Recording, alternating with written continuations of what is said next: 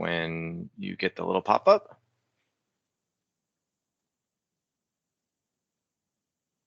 Yep. Okay.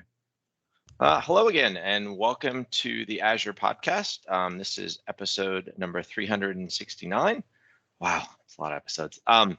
This is about learning Azure SQL, and this is being recorded on Thursday, March 18th. And we have our special guests today are Bob Ward and Anna Hoffman, and they're going to be talking about some of the cool, educational things that they've been rolling out and recording. But before we get to that, I've got Kale here and Kendall here as well. Guys, what do we have for news today? We got a few things. You can go, Kale. Also, I was just going to say Sajid jumped in, so welcome. Just in time for I'm sure he's got breaking news that he's got to. Just in time for being a co-host. Yes. All right, so just got two of them this week. I'll let the others go. The first one is around Azure Synapse. So the analytics solution that we have in Azure. There's actually a nice blog post here about customers who want to try this for free.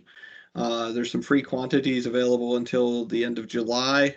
You just sign in with your Azure Synapse account, and it's basically limited to the serverless SQL pool and the Apache Spark pool. And obviously there's limits around how much data you can store and compute hours, but it's a nice way to get started and no cost. There is some limits around which subscription types, so you can take a look at the blog post for that, but it actually looks like pretty far reaching, like pay-as-you-go, Azure Enterprise, all that stuff's in there, so pretty nice stuff. The second thing is around national security. So this is one from our CVP, Tom Keene, about the work we've been doing to enable Azure workloads specifically for mission critical and specifically government and national security type workloads. So it walks through some of the capabilities and some of the things that we've been investing in from the Azure side to make that something that's feasible there, right? With the different open source from Apache, the different things we're working on with Intel and DARPA. So cool stuff there. It also mentions the Azure Space stuff, which is pretty hot in the news right now as well, for the work we're doing there. Cool. Kendall?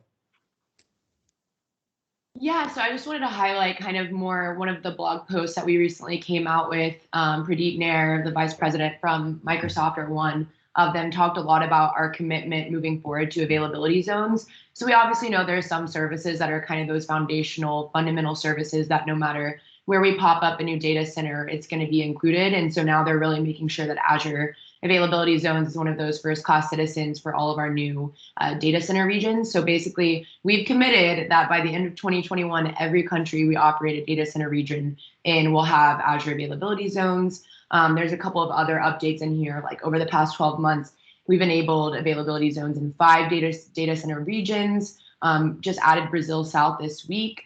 And then basically all of our foundational services within Azure, all of the mainstream kind of most highly consumed, I'm thinking things like app service personally, things like that will have AZs enabled. So that's just something to keep in mind moving forward. We're really making a commitment to that. And I think a lot of that comes with the launch of the well-architected framework on Azure for resiliency and just making sure you're getting full advantage of what the cloud provides. And so with that, I think this is just spearheading our efforts to make just make Azure a more stable place for people to run workloads, and I think that's great. So I just wanted to call that out. Yeah, that is awesome, because without getting into the pain of recent history, outages are a thing. They will always be a thing.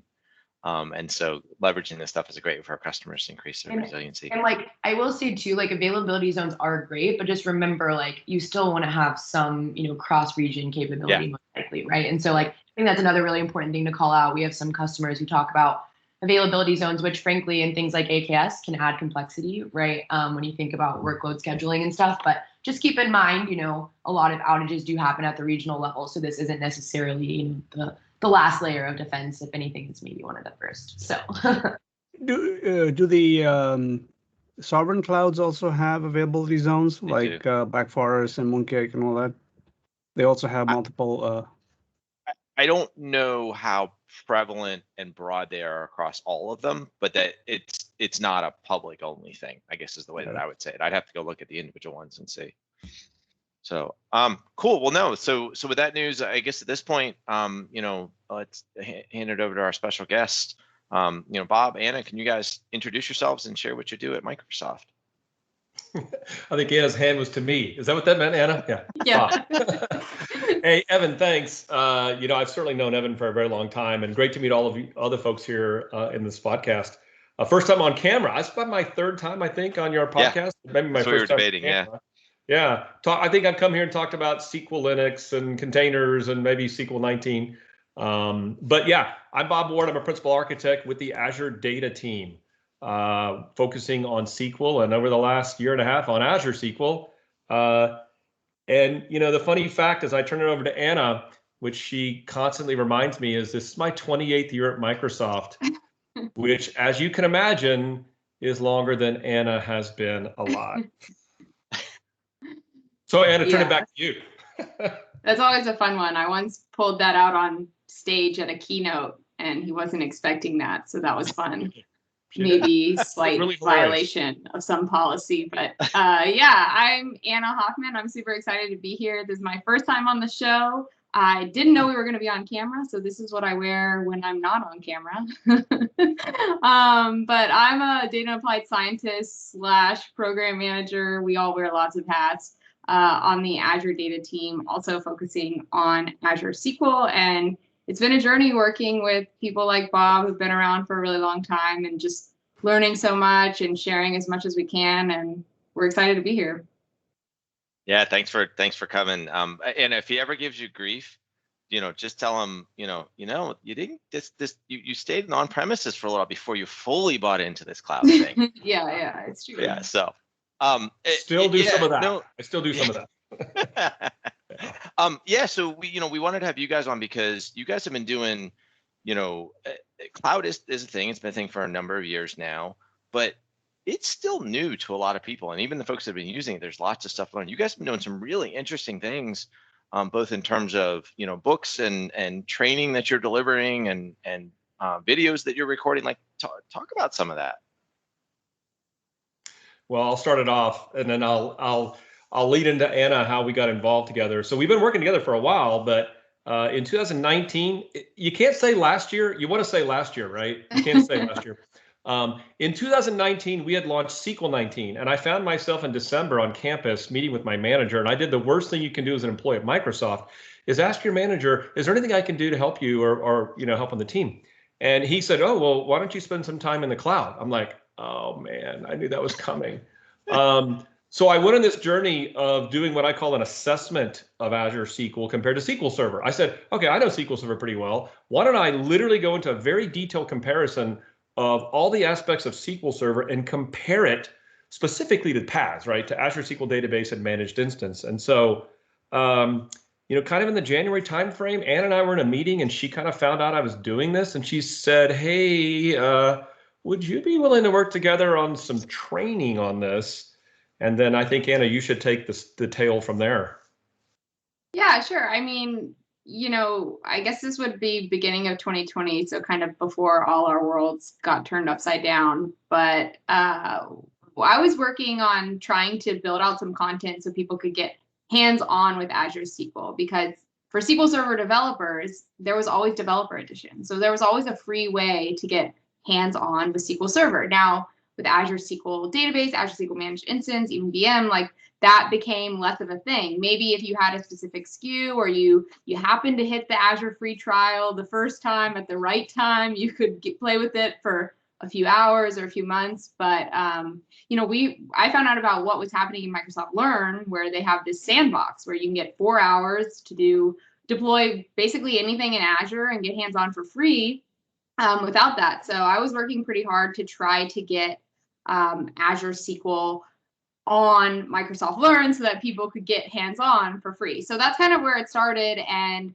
I was talking to a lot of people, and we have a lot of people who know SQL Server really, really well. And then, they move to Azure SQL and they're not really sure. There's a lot of different options. But I think one of our main goals was like, hey, let's translate your expertise to Azure SQL and also show you some of the cool things or new things that we do in the cloud. And this was a big project, especially because for me, I had only been working on SQL Server for a year, so I didn't really know where this journey was going to take us. So as soon as Bob said he was looking at something similar, I was like, yeah, let's work together. It was crazy what happened, guys, because honestly, we started out with like slide decks, GitHub repos, things of that nature. And then Anna was saying, hey, behind the scenes, I'm going to try this Microsoft Learn thing. And I'm like, I didn't even use Microsoft Learn. I didn't know what it was. So I'm like, okay, sounds good to me. And then when she dropped a bomb on me that we might be able to use a free sandbox, now all of a sudden I got my interest really peaked, because people could go learn our content and they wouldn't have to pay for it, right? Whereas, as she just said, developer edition for SQL, you download it, we can do training all day long. But that was such an amazing thing to get accomplished. And quite frankly, to be honest with you, Anna, I don't know if you say, but the pandemic helped accelerate this, because we had plans to go on the road and do some of this stuff. And now all of a sudden we had to go to 100% digital. And Microsoft Learn, getting that done out of the gate was just a critical part. We had the GitHub repo done as well, and we had a slide deck, a massive slide deck type thing. But getting into Learn was really, really critical. And then one day she, in the summer said, well, we're doing pretty well here. So Bobby, would you like to record some videos? I'm like, sure, like couple? No, 60. So you guys are 60 plus now. Oh yeah. Wow. We've done many videos, but yeah, we did a 60 video series. They're like 5 minutes each. So any piece of Azure SQL you want to learn, you can go learn it, or you can go, watch the whole series, which is ideally what we want. And then we've done a series of boot camps. So we go live on YouTube for like 2 hours at a time and just walk through the content. It's been a lot of fun, and it's been a fun, interesting way to connect with a lot of people in a time where that's not really as common as you would hope. So, these are these, you talk about 5-minute videos. So you're saying, so you take some feature, some capability of Azure SQL and deep dive on it in those 5 minutes. Is that sort of the intent of any one of these videos? Yeah, it's kind of chunked out that way. And it's funny, I'll let Bob explain, but we really built the series to be about the meat and potatoes of SQL Server in Azure. And so that's kind of how we focus the different modules, and then, our little deep dives, like you might say. Yeah, everything's modularized. So the Learn path has got modules like what is Azure SQL, deploy and configure, security, performance, availability, and then how to put it all together. So it all started that way with the deck and everything, and then Learn went that way. And then if you look at all these videos, they're all organized in those modules. And we were talking about how to organize the videos, and I said, Anna, deploy and configure is great, but we got to do meat and potatoes. And she's like, is that like a Texas thing? I mean, what's the meat and potatoes? And I said, oh, that's a Connor Cunningham quote. Maybe you guys have heard of Connor Cunningham, our lead architect. Connor, one time, I was trying to go demo something at the past summit on some sort of wacky new advanced thing on SQL. And Connor goes, Bob, stick to the meat and potatoes, security, availability, and performance. And so that's really the heart of what a lot of the training's about. Yeah, so I'm just kind of curious. This one is more maybe a bit subjective from y'all's perspective, but what do you find from people who are used to the traditional SQL world moving into Azure? Like, what are the areas where they really trip up or struggle the most? And how do we kind of combat that, or do you think that that's just because maybe feature that isn't there that they're used to, that they would depend on? I'm just kind of curious, where do y'all see those gaps? Because obviously this is trying to fill some of those, I would assume. Anna, take your first shot at it. Yeah, sure. I mean, the first thing that comes to my mind at that question is really just mindset, like just helping SQL Server and just general data professionals understand that, like, at the end of the day, this thing is 90+% just SQL, just the same SQL they've been working with. Yeah, there's some benefits that, we help with the headache side of things, but for the most part, it's still SQL. They still have their jobs. There's still lots for them to do and learn and expand. And I think really what we want to do is just bring them to the cloud with us, as opposed to leaving them feeling like they don't have a space here. Kendall, that was our number one objective, actually. Because Anna, when I first met, she has this term for me called hyper-focusedness, where I get really detailed, right? And she's like, Bob, this is all really cool, but what are we really after? And I said, to be honest with you, for me, for me personally, I wanted to become comfortable with Azure SQL based on my SQL Server knowledge. Like I wanted to make sure this wasn't just something so out of touch for me that I couldn't do.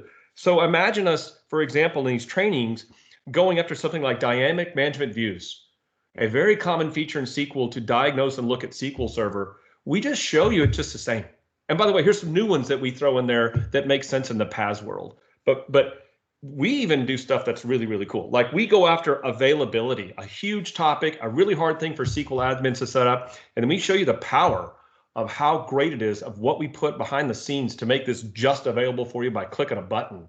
So we make them comfortable. We also show the power of what's possible to kind of make their job a lot easier. I mean, that's a huge thing. And then one thing that we were just blown away by is certification. So there's a DP300 certification. You guys have seen that one out there a little bit. And I can't even begin to tell you how many people have contacted me and said on public settings, private email saying, oh, I took your training. It's all I did. And I passed the certification. Yeah. That's been huge.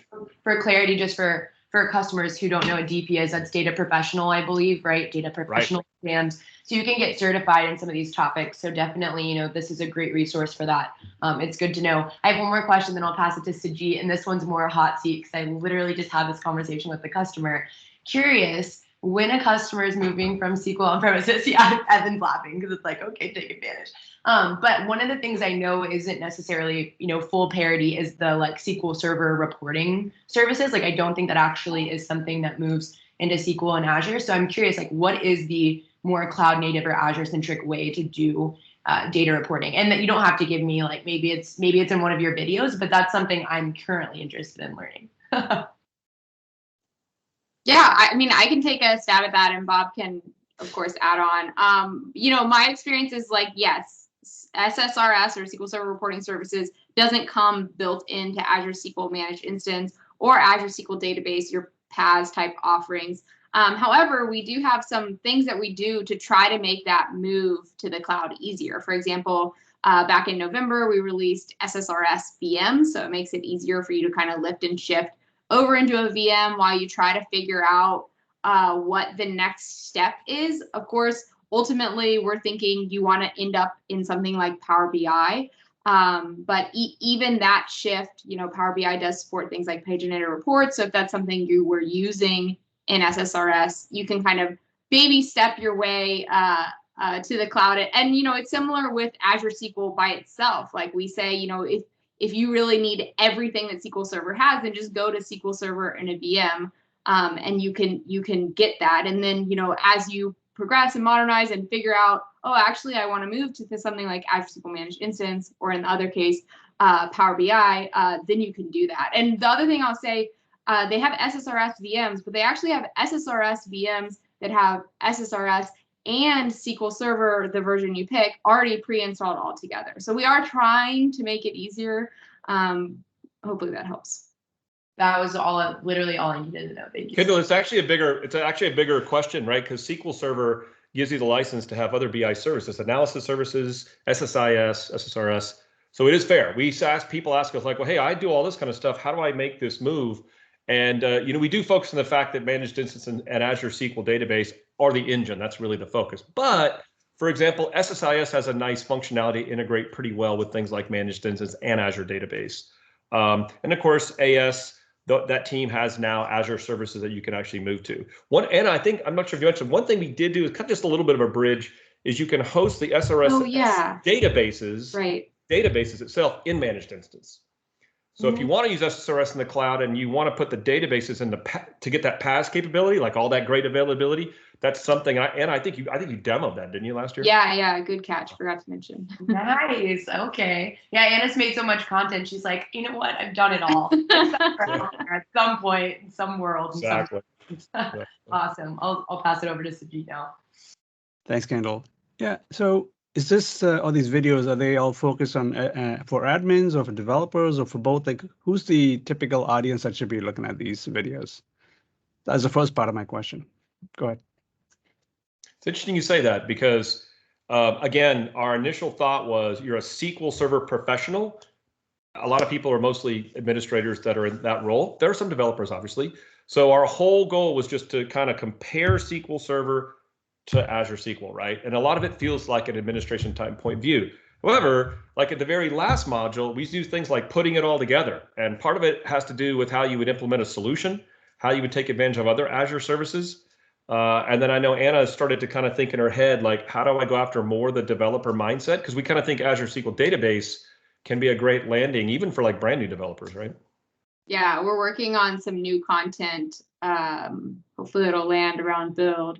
But the new content is really about like full stack development. And what does that mean if you're new to Azure or if you're new to Azure SQL? And I think really the point there is not to highlight Azure SQL, but highlight everything else and just, oh, Azure SQL happens to work really well for all these things and does all these things I didn't know, like it was a modern database. So that's kind of the next venture. So I'd say what we did was focused on your SQL Server people, and what we're doing is now, you know, trying to get more of that developer audience.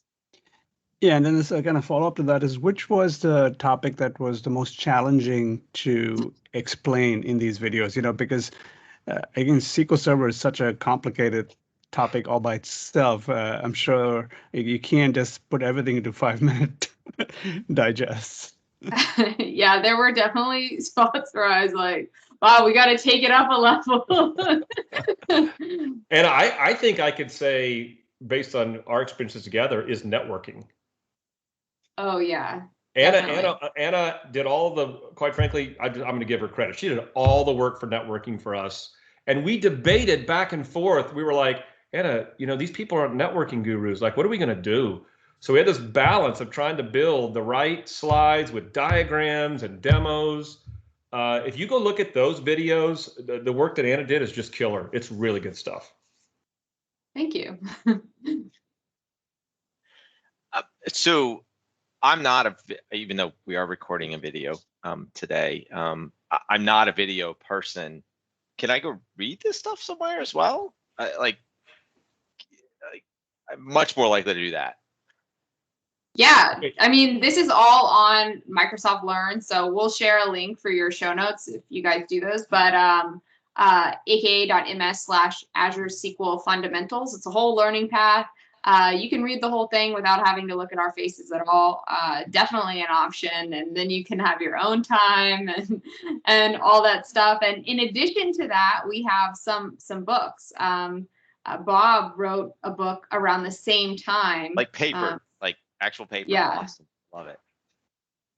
Yeah, I mean, but before we talk about just about a book, I mean, again, we started with a GitHub repo and a slide deck, right? We didn't even think videos. We didn't think Learn. So if you think about what we've done, it's across all paradigms. It's a GitHub repo, which you can fork. It's a slide deck. It's a learning path, the sandbox. It's 60 videos. We are actually right now in the middle of a Learn Live boot camp over the next 6 weeks. We just did the first one last Monday. We can send you that link as well. And then we said, what the heck, let's write some books. I had written a book on SQL Linux in 2018 and then SQL 19 and 19. So I decided last year to spend the entire year writing this Azure SQL Revealed book, which is, you know, kind of taking all the stuff we just told you and then just going even deeper. It's a fun history. Evan, I think you and Eve and I interviewed you and talked to you about it.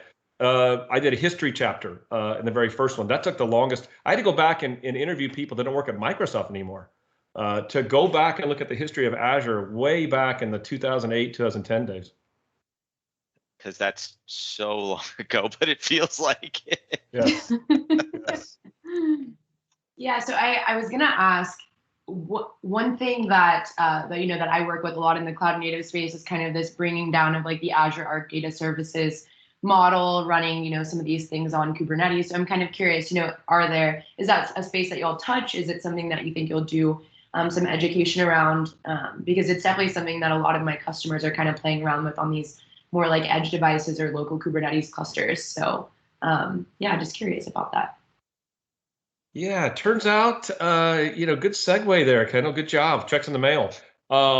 Yeah, you know, Azure Arc enabled data services involve kind of that Azure feel with something like a managed instance, a SQL Server in a container Kubernetes environment. And our team, we're definitely looking, our team owns that. So we're definitely can we duplicate the model of a learning path and so forth for that technology? So yeah, stay tuned. Yeah, maybe we can collab from the app side. We can bring some customer scenarios because I mean that really is what we're seeing, right? We're seeing customers bring data down because they're running, these Kubernetes workloads. So yeah, who knows? Maybe there's a collab in the future. Yes, please. We'll have to interview you, Kendall, then instead of you doing the interviewing. There you go. At that point. Yeah, no, this is great. I think I and I mean it a little bit in jest, but also there's a serious point to this. Anna, so you're relatively new to this world, relatively new to Microsoft. I also have a child older than you, so I'm right with Bob there. Have you ever used SQL Server in the on-premises world, for as a part of a job, or are you all cloud? That's sort of what you know. Yeah, that's a great question. I mean, I actually come from a data science background. So before I was on this team, I was part of the AI platform team. So doing a lot more development around, Azure machine learning services, cognitive services for working with developers. Yeah, I definitely came into this more with a developer or data scientist hat than a data hat.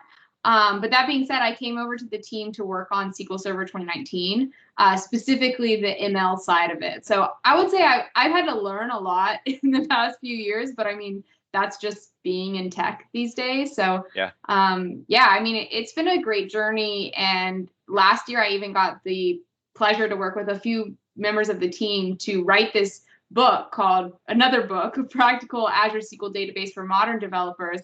And what I think was so interesting about that is the perspective of having, hey, I haven't been doing this for 20 years is really useful in identifying hey, that's actually a confusing topic, or that's something most people won't know about. So I think it's been, it has its ups and downs to being relatively new to a space. But overall, the community is so wonderful. The team is so wonderful that, I really don't notice it that much any more than anyone else, just learning to keep up with all the changes going on. And yeah.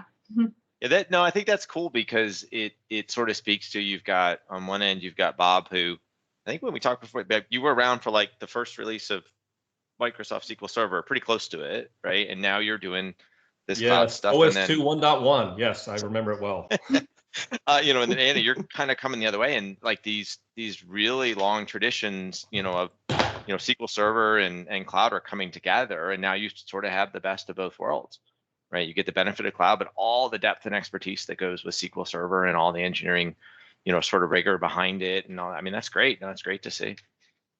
Yeah, and I was just going to call out here, sorry, Sajid, because the topic I know is going to change, but Anna and I were talking about this before. Anna and I started together at Microsoft almost 5 years ago in a couple of months. In Charlotte, North Carolina, yeah, both in consulting. But yeah, just big kudos to Anna and the way that your career has grown at Microsoft. And I know it's always just I get a lot of the same questions in my space, and I just think it's cool to see how many of us have started at Microsoft and grown these careers, which is, I think, just a call out to Microsoft, the culture here, and the learning mindset and all of that. So just kudos. I've been really impressed and love watching your career journey on LinkedIn and Twitter. And so just had to call that out. It's always fun. Yeah. Thank you, Kendall. And I mean, likewise, back to you. I mean, look at all the things you're doing and where you've come from and where you are now. So it's cool that we have this culture, I agree, of just growing together. And, just because you're new doesn't mean you can't make an impact.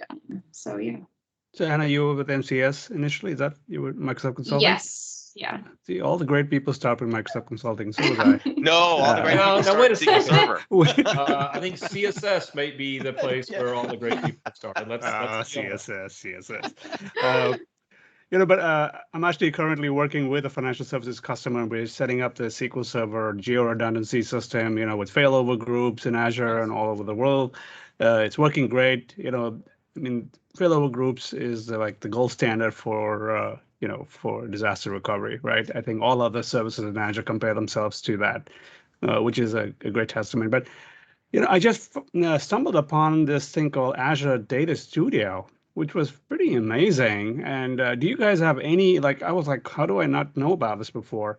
Do you guys have any topics or videos that cover this part of SQL Server? Yeah, I mean, I'll say like lots of our videos, the learning path, the book, they all contain gems from Azure Data Studio, whether it's getting started, using notebooks. So I don't know if you all knew this, but we basically took the Python notebook kernel and said, well, we want to do PowerShell notebooks. We want to do SQL notebooks. And so that's been really cool to see that evolve. And then also, shameless plug here, I host a show on YouTube and Channel 9 called Data Exposed, and we do lots of episodes that involve Azure Data Studio. Alan Yu from who's the program manager for Azure Data Studio, he comes on my news updates every month to talk about the latest things in Azure Data Studio. And if anyone's interested in the show, since I'm talking about it now and I have your ears, we go live on Learn TV on Wednesdays at 9 Pacific every week, and we also release new episodes on Thursday. So I'll drop a link to you all to share out, and would love to see you guys there. So, Anna, when the Data Exposed site crashes, you're welcome. Right. Oh, great. Yeah, right. I wish. Flush of traffic. Sujit, the funny story about Azure Data Studio is we kind of made a pact that I did, even though there's some exceptions. But I said, Anna, I'm going to use Management Studio during the whole time because all these diehard SQL people want to see me do that. If you will go crank out the notebook thing, if you go look at all of our demos and so forth, there's a large number of notebook examples using both PowerShell and T-SQL notebooks. That's amazing. Great. Thank you. Yeah, that's awesome. Yeah, so this has been great. It's been great catching up, and I did not realize there were so many connections between this group. It's actually kind of funny. And anything else that you want to leave the audience with?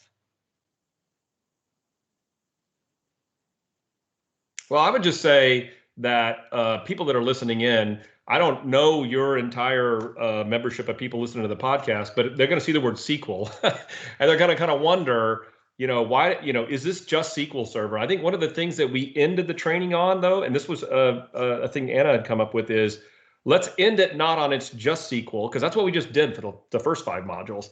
Let's end out how you can go bigger with this. So we even end with showing you these case studies on how to use IoT with Azure SQL and so forth. Nice. So we kind of end with, why is the cloud going to be a great advantage to you? Because so many people are just worried about getting there, but once you get there, like, how do you go bigger? So I think that's one of the things that was really great, how we ended the whole training session. Yeah, that's great. Awesome. Well, no, again, thank you guys for coming on. We'll make sure to get all the links from you guys. And like I said, when the Data Exposed site crashes, it wasn't us, I swear. Yeah, no, thanks for coming on. And always, Anna, we expect you back in 9 months, and then 9 months after, because we gotta get you up to Bob's count. Oh yeah, I mean, I'd love to come back. Thank you guys so much for having us on the show. This has been a lot of fun. Sounds great. Yes, thanks for having us. And if you ever want to come on Data Exposed, we could go both ways here. Look at Kendall. Kendall's like, I'm gonna get on that show. Making it happen. I'm figuring it out. Kendall, Sajid, anything last from you guys? No, it's great. I know we open every time Bob comes on. He always talks about the next version of SQL. And so, is there anything more we can look forward to, Bob, in SQL, in the SQL Server space? What's next? SQL 2022 coming on Azure, or what can we look forward to? Yeah, Sajid, thanks for ending on a really tough question. I really appreciate that. So you know what? I'm really being serious. We're always innovating this thing. I mean, when we finish SQL 19, we're already working on the next version of SQL Server. What you see in Azure SQL today is a lot of that innovation. We just got to figure out when the right time is to take that innovation that we're doing in the cloud and say, hey, we need a new version of SQL Server. So we're not ready to announce anything right now, but trust me, it's a constant thing I work on. Like Anna knows, it's like every week I have this conversation about what is that latest innovation. But you should have some confidence that we love the cloud first mentality of trying that thing in the cloud first and then deciding, how do we put it on the next version of SQL. So thanks for asking. Great. Nice try for a scoop, Sajid. It was a good shot. Okay, great. No, we'll get the show links out, and appreciate you guys coming on. Thanks. Thanks, everybody. Okay. Bye.